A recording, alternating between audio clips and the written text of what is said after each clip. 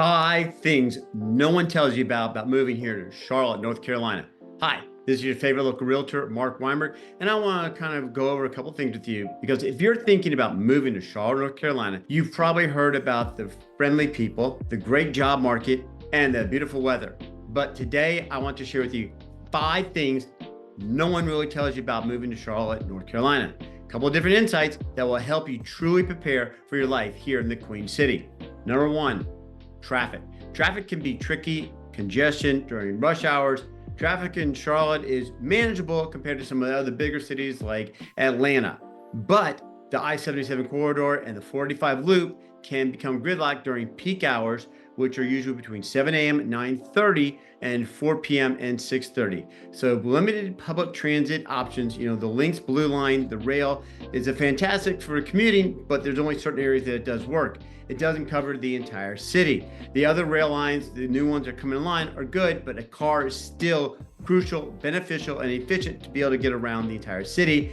Suburban neighborhoods, using the apps like Waze, Google, and Apple Maps can help you find alternative routes during these rush hours to make sure your commute to work in other areas is not as chaotic and crazy.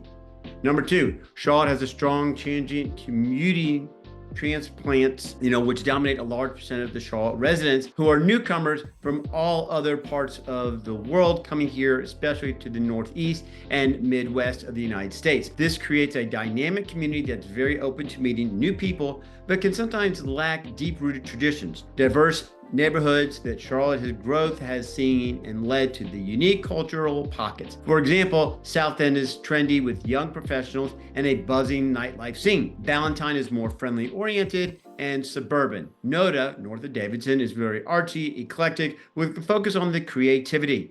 Some of the tips to get involved with your local events, sporting leagues, or volunteer groups to build a sense of that community a little bit quicker. Number 3, the weather.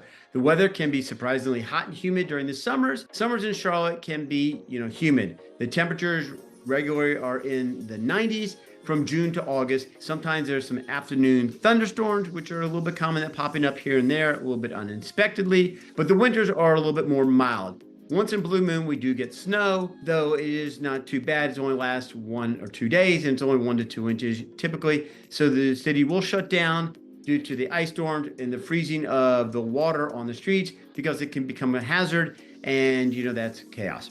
There's also some allergies. Charlotte has a heavy pollen situation due to all the beautiful plants and flowers and everything we have.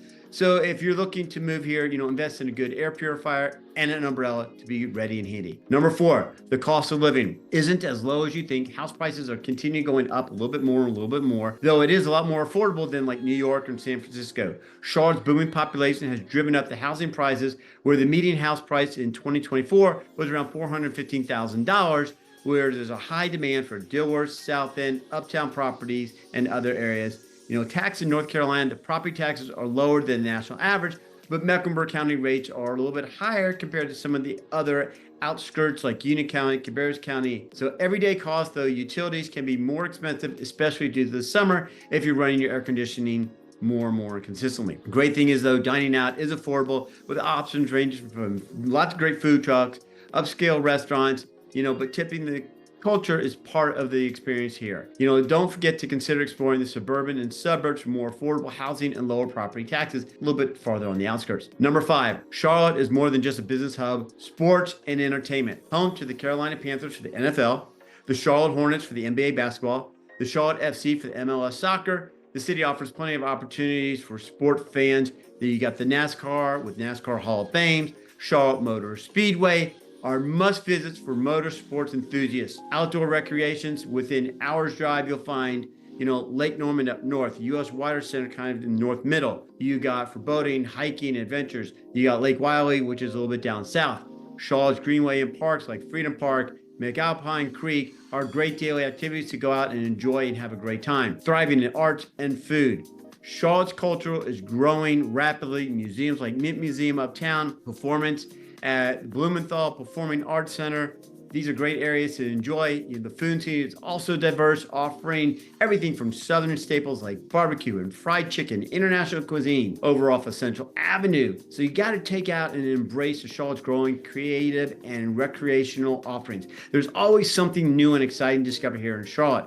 So closing and calling to action, let's wrap it up about the 5 different key points to emphasize here in Charlotte. Understanding it is a fantastic place to live and that there's so much great diversity and everything going on. Charlotte is an amazing city, so much to offer, but knowing about these 5 things to make sure that you have all the pertinent information before you move here.